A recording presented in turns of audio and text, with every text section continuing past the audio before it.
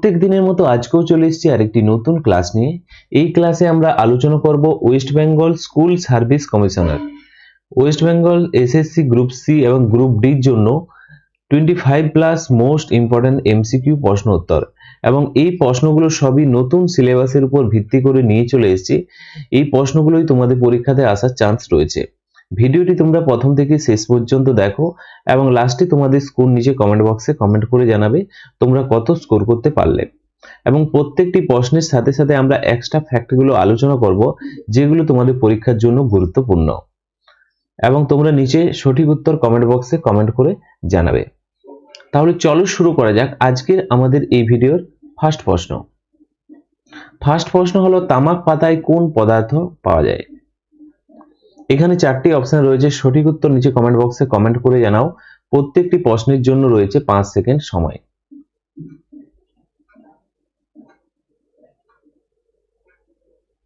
সঠিক উত্তরটি হয়ে যাবে অপশন ডি, নিকোটিন। তামাক পাতাতে নিকোটিন নামক একটি উপক্ষার পাওয়া যায়, এটি হচ্ছে একটি উপক্ষার। Option D is the correct answer. এবং মনে রাখবে, ভারতে তামাক উৎপাদনের জন্য প্রথম স্থানে রয়েছে কোন রাজ্য? অন্ধ্রপ্রদেশ রাজ্য। অন্ধ্রপ্রদেশ রাজ্য প্রথম স্থানে রয়েছে। এর সাথে সাথে তোমরা আরেকটি নতুন বর্তমানে যে আপডেট এসেছে সেই আপডেট অনুযায়ী গুজরাট রাজ্য প্রথম স্থানে রয়েছে তামাক উৎপাদনের জন্য। এছাড়াও তামাক গবেষণাগার কেন্দ্রের কথা যদি বলা হয়, তামাক গবেষণাগার কেন্দ্র, ওকে, সেখানে হয়ে যাবে রাজামুন্দ্রির কথা যদি বলা হয়, এটি কোন রাজ্যে অবস্থিত? এটিও হয়ে যাবে অন্ধ্রপ্রদেশে অবস্থিত রাজমুন্দ্রি। তো তার সাথে সাথে এই পয়েন্টগুলো নোট করে রাখবে। নেক্সট হচ্ছে 2 নম্বর প্রশ্ন, নিম্নলিখিত কোন রাজ্য চন্দন গাছ সবচেয়ে বেশি দেখা যায়? কোন রাজ্যে? 4টি অপশনের মধ্যে সঠিক উত্তরটি হয়ে যাবে Karnataka. Option D is the correct answer. সঠিক উত্তরটি হয়ে যাবে অপশন ডি। কর্ণাটকের কথা যদি বলা হয়, রাজধানী হচ্ছে বেঙ্গালুরু হচ্ছে রাজধানী। এছাড়াও বেঙ্গালুরুকে কি বলা হয়? সিলিকন সিটি বলা হয়। বেঙ্গালুরুকে কি বলা হয়? সিলিকন সিটি বলা হয়। এছাড়াও বেঙ্গালুরে কি রয়েছে? খুবই গুরুত্বপূর্ণ, ওই বেঙ্গালুর পয়েন্টটা নোট করে রাখবে। সিলিকন সিটি বলা হয়, এবং ইসরোর হেডকোয়ার্টার রয়েছে, ইন্ডিয়ান স্পেস রিসার্চ অর্গানাইজেশন। এছাড়াও কফি উৎপাদনে প্রথম স্থানে রয়েছে বেঙ্গালুরু, কর্ণাটক রাজ্য। এবং কর্ণাটকের একটি ফেমাস নৃত্য রয়েছে, তোমাদের পরীক্ষাতে আসতে পারে। সেটি হচ্ছে জক্স গান হচ্ছে কর্ণাটক রাজ্যের নৃত্য। তো তার সাথে সাথে পয়েন্টগুলো নোট করে রাখবে।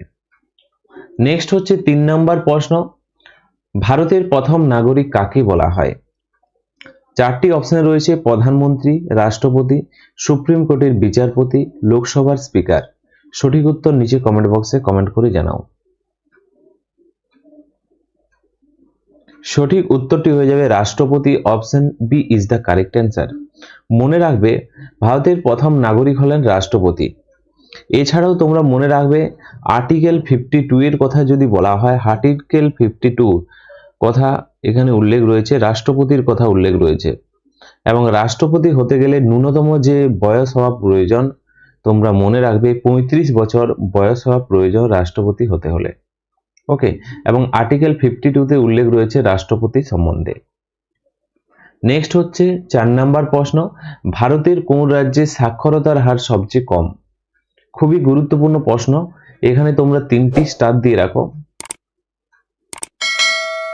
সাক্ষরতার হার সবচেয়ে কম হচ্ছে বিহারে। Option B is the correct answer. বিহারের সাক্ষরতার হার সবচেয়ে কম। পার্সেন্টেজের কথা যদি বলা হয়, 61.8% 2011 জনগণনা অনুযায়ী।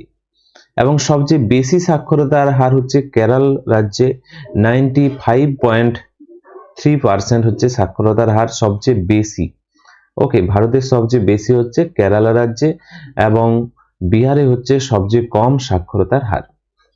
এছাড়াও তোমরা মনে রাখবে, পুরুষের তুলনায় মহিলার সংখ্যা বেশি, অর্থাৎ কেরালার পুরুষের তুলনায় নারীর সংখ্যা বেশি, লিঙ্গ অনুপাত। নেক্সট হচ্ছে 5 নম্বর প্রশ্ন, রেল ইঞ্জিন কে আবিষ্কার করেন? তো রেল সম্বন্ধে তোমাদের পরীক্ষাতে প্রশ্ন প্রচুর আসে। কি কি প্রশ্ন আসতে পারে? রেল ইঞ্জিন কে আবিষ্কার করেন? সঠিক উত্তর হয়ে যাবে George Stephenson. Option A is the correct answer. এছাড়াও বাষ্পচালিত ইঞ্জিনের কথা যদি বলা হয়, জেমস ওয়াট তিনি কি আবিষ্কার করেন? বাষ্পচালিত রেল ইঞ্জিন আবিষ্কার করেন। এছাড়াও জন মাথাইয়ের কথা যদি বলা হয়, তিনি স্বাধীন ভারতের প্রথম রেলমন্ত্রী। স্বাধীন ভারতের প্রথম রেলমন্ত্রীর কথা যদি বলা হয়, জন মাথাইয়া। ওকে, এছাড়াও তোমরা মনে রাখবে লর্ড ডালহৌসি ভারতের রেলপথের জনক বলা হয়। রেলপথের জনক বলা হয় ভারতের, লর্ড ডালহৌসিকেই বলা হয়। এছাড়াও তোমাদের পরীক্ষাতে রেল সম্বন্ধে আর কি কি প্রশ্ন আসতে পারে একবার দেখে নাও। ভারতে প্রথম রেল শুরু হয় কত সালে? রেল শুরু হয় 1853 সালে শুরু হয়। মুম্বাই থেকে থানে পর্যন্ত চলেছিল প্রথম। মোট 34 কিলোমিটার রেল চলেছিল মুম্বাই টু থানে। ওকে, এবং ভারতে প্রথম মেট্রো রেলের কথা যদি বলা হয়, মেট্রো রেল সেটা হয়ে যাবে 1984 সালে। মেট্রো রেল শুরু হয় কলকাতা শহরে, পাতার রেল যাকে বলা হয়। তো তার সাথে সাথে এই পয়েন্টগুলো মনে রাখবে, রেল সম্বন্ধে এ ধরনের প্রশ্ন আসতে পারে। নেক্সট হচ্ছে 6 নম্বর প্রশ্ন, কি বলেছে? মাইক্রোসফটের সদর দপ্তর কোথায় অবস্থিত? মাইক্রোসফটের সদর দপ্তরের কথা যদি বলা হয়, সঠিক উত্তরটি হয়ে যাবে Washington. Option D is the correct answer. সঠিক উত্তর কি হয়ে যাবে? Option D, Washington. এছাড়াও আরো কিছু পয়েন্ট মনে রাখবে, যেমন মাইক্রোসফটের প্রতিষ্ঠাতা কাকে বলা হয়? মাইক্রোসফটের প্রতিষ্ঠাতার কথা যদি বলা হয়, মনে রাখবে তোমরা বিল গেটসকে বলা হয় প্রতিষ্ঠাতা। এছাড়াও তোমরা আরো কিছু পয়েন্ট মনে রাখবে, বর্তমান মাইক্রোসফটের সিইও কে রয়েছেন? সেখানে হয়ে যাবে সত্য নডেলা। সত্য নডেলা হলেন মাইক্রোসফটের সিইও, বর্তমানে রয়েছেন। এবং সিইওর ফুল ফর্ম যদি বলা হয়, চিফ এক্সিকিউটিভ অফিসার হলো সিইওর ফুল ফর্ম। নেক্সট প্রশ্ন দেখো, 7 নম্বর প্রশ্ন, শ্বেত রক্তকণিকার অপর নাম কি? এই প্রশ্নের সঠিক উত্তরটি হয়ে যাবে, শ্বেত রক্তকণিকার অপর নাম হচ্ছে লিউকোসাইট। Option B is the correct answer.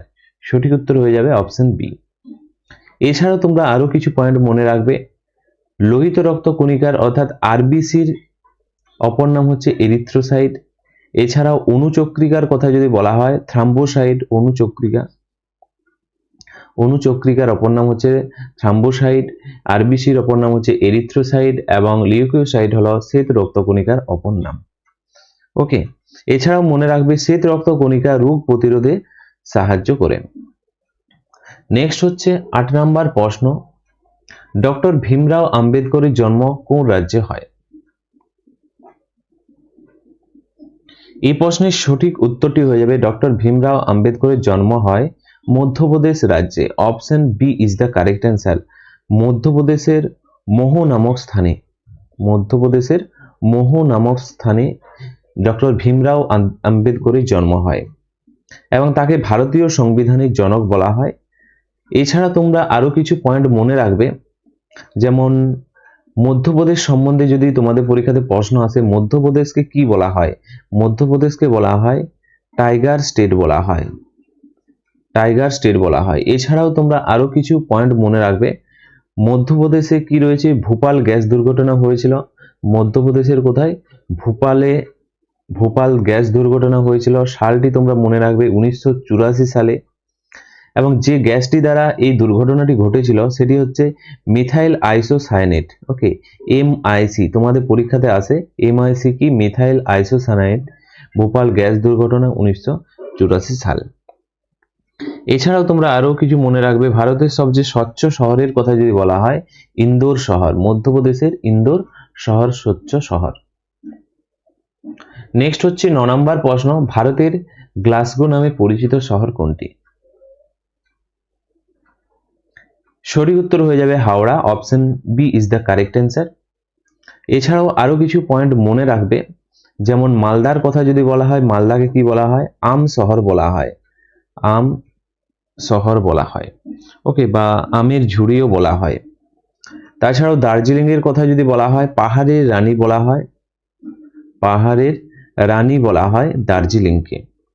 ওকে, এবং চায়ের শহর বা চায়ের শহর বলা হয়, এটাও মনে রাখবে। এবং জলপাইগুড়িকে কি বলা হয়? ডুয়ার্স বলা হয়।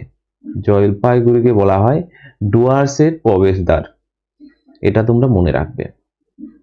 নেক্সট হচ্ছে 10 নম্বর প্রশ্ন, গ্রিনিচের সময় নির্ণয় করতে কোন যন্ত্র ব্যবহার করা হয়? এই প্রশ্নের সঠিক উত্তরটি হয়ে যাবে গ্রিনিচের সময় নির্ণয় করতে ক্রোনোমিটার যন্ত্র ব্যবহার করা হয়। Option B is the correct answer. এছাড়া তোমরা মনে রাখবে সেক্সটেন্ট যন্ত্র। সেক্সটেন্ট যন্ত্রে কি করা হয়? এই যন্ত্রে তোমরা মনে রাখবে অক্ষাংশ নির্ণয় করতে ব্যবহৃত হয়, অর্থাৎ সূর্যের উন্নতি বা কোণ মাপতে, অর্থাৎ অক্ষাংশ মাপতে, এক কথায় হচ্ছে অক্ষাংশ মাপতে সেক্সটেন্ট যন্ত্র ব্যবহার করা হয়। এবং পাইরোমিটারে হচ্ছে উচ্চ তাপমাত্রা পরিমাপ করতে ব্যবহার করা হয় পাইরোমিটার যন্ত্র। নেক্সট হচ্ছে 11 নম্বর প্রশ্ন, নিম্নলিখিত কোন রাজ্যের জনসংখ্যা সবচেয়ে কম? সঠিক উত্তর হয়ে যাবে Sikkim. Option A is the correct answer. মনে রাখবে সিকিম।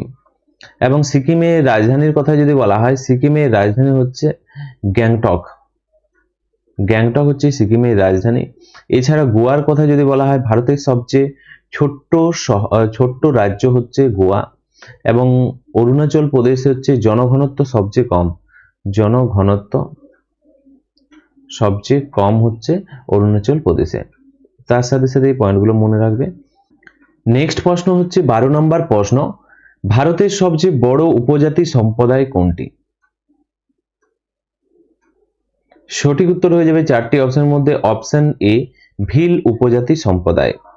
2011 জনগণনা অনুযায়ী ভিল উপজাতি সম্প্রদায় হলো ভারতের সবচেয়ে বড় উপজাতি সম্প্রদায়। এবং দ্বিতীয় সবচেয়ে বড় উপজাতি সম্প্রদায় হচ্ছে গোন্ড উপজাতি। ভিল উপজাতি মূলত, ভিলের কথা যদি বলা হয় এটি কোন কোন রাজ্যে লক্ষ্য করা যায়? মধ্যপ্রদেশ, তাছাড়াও হচ্ছে গুজরাট রাজ্য, তাছাড়াও হচ্ছে রাজস্থান রাজ্যে লক্ষ্য করা যায় ভিল উপজাতি সম্প্রদায়। ওকে, নেক্সট হচ্ছে 13 নম্বর প্রশ্ন, ভারতের সবচেয়ে গভীর বন্দর কোনটি? সঠিক উত্তর হয়ে যাবে 4টি অপশনের মধ্যে অপশন সি, গভীরতম বন্দর হচ্ছে বিশাখাপত্তনম বন্দরগাঁও। এবং এটি কোন রাজ্যে অবস্থিত? এটি হচ্ছে অন্ধ্রপ্রদেশ রাজ্যে অবস্থিত বিশাখাপত্তনম। মুম্বাই বন্দরগাঁয়ের কথা যদি বলা হয়, ভারতের বৃহত্তম প্রাকৃতিক বন্দরগাঁও। চেন্নাই বন্দরগাঁয়ের কথা যদি বলা হয়, ভারতের প্রাচীনতম কৃত্রিম বন্দরগাঁও চেন্নাই বন্দরগাঁও। এবং কান্ডালা বন্দরগাঁয়ের কথা যদি বলা হয়, এটি কোথায় অবস্থিত? এটি হচ্ছে গুজরাট রাজ্যে অবস্থিত। এবং এটি দীনদয়াল বন্দর নামে পরিচিত এবং শুল্ক মুক্ত বন্দর এটি। নেক্সট হচ্ছে 14 নম্বর প্রশ্ন, বিশ্ব ওজন দিবস কবে পালন করা হয়? সঠিক উত্তর হয়ে যাবে 16ই September. Option C is the right answer. এবং তোমরা মনে রাখবে ওজন দিবস পালন করা হয় ওজন স্তরকে ধ্বংসের প্রধান কারণের কথা যদি বলা হয়, সিএফসি, ক্লোরোফ্লোরোকার্বন। ওকে, সিএফসি ফুল ফর্ম হচ্ছে ক্লোরোফ্লোরোকার্বন, ওজন স্তরের ধ্বংসের প্রধান কারণ। এবং ওজনের কথা যদি বলা হয়, ওজনের সংকেত হচ্ছে O3 দ্বারা প্রকাশ করা হয়। এবং এছাড়াও তোমরা মনে রাখবে এখানে 5ই জুনের কথা যদি বলা হয়, বিশ্ব পরিবেশ দিবস হিসাবে পালন করা হয়। নেক্সট 15 নম্বর প্রশ্ন, জাতীয় মানবাধিকার commission NHRC, national human right commission কবে গঠিত হয়? সঠিক উত্তর হয়ে যাবে 1993। Option A is the correct answer. এবং তোমরা মনে রাখবে 12ই অক্টোবর 1993 সালে জাতীয় মানবাধিকার কমিশন গঠিত হয়। ওকে, 12ই অক্টোবর। এছাড়া আরো কিছু পয়েন্ট মনে রাখবে, 10ই ডিসেম্বরের কথা যদি বলা হয়, 10ই ডিসেম্বর বিশ্ব মানবাধিকার দিবস হিসেবে পালন করা হয়। ওকে, এটি হচ্ছে ন্যাশনাল হিউম্যান রাইটস ডে, জাতীয় মানবাধিকার। এবং ওয়ার্ল্ডের কথা যদি বলা হয়, ওয়ার্ল্ড হিউম্যান রাইট কমিশন পালিত হয় 10ই ডিসেম্বর। ওকে, নেক্সট 16 নম্বর প্রশ্ন, নিজাম সাগর পরিকল্পনা কোন রাজ্যে অবস্থিত?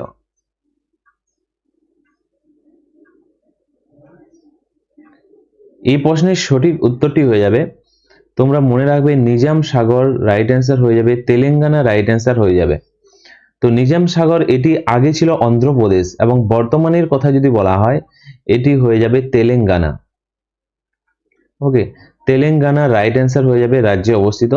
যেহেতু এটি 2014 সালে অন্ধ্রপ্রদেশ ভাগ হয়ে তেলেঙ্গানা গঠিত হয়েছে, তাই এটি সঠিক উত্তর হয়ে যাবে তেলেঙ্গানা। অপশনে তেলেঙ্গানা নেই, তোমরা একটু কারেকশন করে নেবে, রাইট উত্তর হয়ে যাবে। এছাড়াও তোমরা মনে রাখবে তেলেঙ্গানার রাজধানীর কথা যদি বলা হয়, তেলেঙ্গানার রাজধানী ক্যাপিটাল হচ্ছে হায়দ্রাবাদ। হায়দ্রাবাদ হচ্ছে রাজধানী। এবং অন্ধ্রপ্রদেশের কথা যদি বলা হয়, অন্ধ্রপ্রদেশ রাজ্য, এই রাজধানীর কি নাম? অন্ধ্রপ্রদেশের রাজধানীর নাম হচ্ছে অমরাবতী।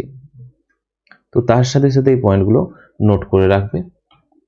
17 নম্বর প্রশ্ন দেখো, ইমেলের জনক কাকে বলা হয়?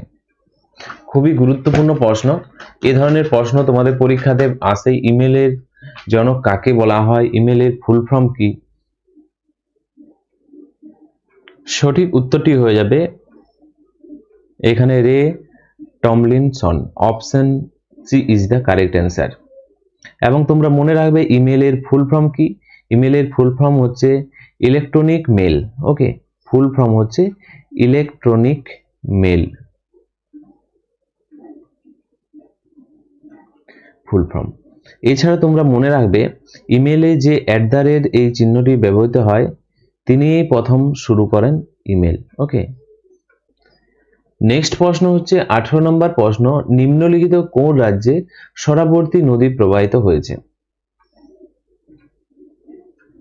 চারটি অপশনের মধ্যে সঠিক উত্তর হয়ে যাবে কর্ণাটক রাজ্য। Option B is the correct answer. এবং মনে রাখবে সরাবর্তী নদীর উপর বিখ্যাত যোগ জলপ্রপাত বা গিরসোপ্পা জলপ্রপাত অবস্থিত। এই নদীর উপর যোগ জলপ্রপাত বা গিরসোপ্পা জলপ্রপাত অবস্থিত এবং এটি ভারতের একটি উচ্চতম জলপ্রপাত, যেটি কর্ণাটক রাজ্যে অবস্থিত সরাবর্তী নদীর উপর। নেক্সট হচ্ছে 19 নম্বর প্রশ্ন, নিম্নলিখিত কোন রাজ্যের সাথে মায়ানমারের সীমানা নেই? এখানে বলেছে মায়ানমারের সীমানা নেই বলেছে, তাহলে সঠিক উত্তরটি হয়ে যাবে অসম রাজ্য। Option C is the correct answer. অসমের রাজধানীর কথা যদি বলা হয় দিসপুর, দিসপুর হচ্ছে অসমের রাজধানীর নাম। এবং এই অসমে কি রয়েছে? কাজিরঙ্গা জাতীয় উদ্যান। কাজিরাঙ্গা জাতীয় উদ্যান রয়েছে অসম রাজ্যে, যেটি কি জন্য ফেমাস? এক শৃঙ্গ গন্ডারের জন্য। এক শৃঙ্গ গন্ডারের জন্য এটি ফেমাস। নেক্সট প্রশ্ন হচ্ছে 20 নাম্বার, মানব শরীরে পেশির সংখ্যা কত? মানব শরীরে পেশির সংখ্যা হচ্ছে 656টি। Option B is the correct answer. মানব দেহে হাড়ের সংখ্যার কথা যদি বলা হয়, মানব দেহে হাড়ের সংখ্যা সেখানে হয়ে যাবে 206টি রয়েছে হাড় প্রাপ্তবয়স্কদের। এবং বাচ্চা শিশুদের কথা যদি বলা হয়, শিশুদের ক্ষেত্রে সেটি হয়ে যাবে প্রায় 300টি হাড়। পরবর্তী প্রশ্ন দেখো 21 নম্বর প্রশ্ন, বিশ্বের সবচেয়ে বেশি গাছ কোন দেশের লোক লাগায়? সবচেয়ে বেশি গাছ লাগায় কোন দেশের লোক? সঠিক উত্তরটি হয়ে যাবে এখানে Israel. Option B is the correct answer. ইসরায়েলের রাজধানীর কথা যদি বলা হয়, মনে রাখবে তোমরা জেরুজালেম। জেরুজালেম হচ্ছে রাজধানীর নাম। এবং ভারতের কথা যদি উল্লেখ থাকে, ভারতে কোন রাজ্যে সবচেয়ে বেশি গাছ লাগায় বা গাছ রয়েছে, সেখানে হয়ে যাবে মধ্যপ্রদেশ। মধ্যপ্রদেশ রাজ্য। এবং ভারতের সবচেয়ে কম যদি বলা হয়, কম সবচেয়ে হচ্ছে হরিয়ানাতে। হরিয়ানাতে সবচেয়ে কম বন রয়েছে এবং মধ্যপ্রদেশে সবচেয়ে বেশি রয়েছে। নেক্সট হচ্ছে 22 নম্বর প্রশ্ন, কাবাডি খেলার আবিষ্কার কোন দেশে হয়েছিল? সঠিক উত্তরটি হয়ে যাবে কাবাডি খেলা, রাইট অ্যান্সার হয়ে যাবে Bharat. Option D is the correct answer. Okay, next হচ্ছে 23 নম্বর প্রশ্ন, সবচেয়ে চকচকে গ্রহ কোনটি? সবচেয়ে চকচকে গ্রহ বা সবচেয়ে উজ্জ্বল গ্রহের কথা যদি উল্লেখ থাকে, সেখানে হয়ে যাবে শুক্র গ্রহ। Option B is the correct answer. Okay, কারণ সেখানে কার্বন ডাই অক্সাইড থাকার কারণে চকচকে দেখায়। নেক্সট হচ্ছে 24 নাম্বার প্রশ্ন, বিশ্বের সবচেয়ে পুরনো খেলা কোনটি? 4টি অপশনের মধ্যে সঠিক উত্তর হয়ে যাবে পোলো খেলা। Option B is the correct answer. Polo হচ্ছে বিশ্বের সবচেয়ে পুরনো খেলা। এছাড়া মনে রাখবে কাবাডির কথা যদি বলা হয়, কাবাডি খেলা এটি হচ্ছে ভারতে এই খেলার সৃষ্টি বা জন্ম হয়েছে কাবাডি খেলার। নেক্সট হচ্ছে 25 নাম্বার প্রশ্ন, ভারতে কর্কটক্রান্তি রেখা কোন রাজ্যের মধ্য দিয়ে যায় না? এখানে উল্লেখ রয়েছে কোন রাজ্যের মধ্য দিয়ে যায় না 4টি অপশনের মধ্যে।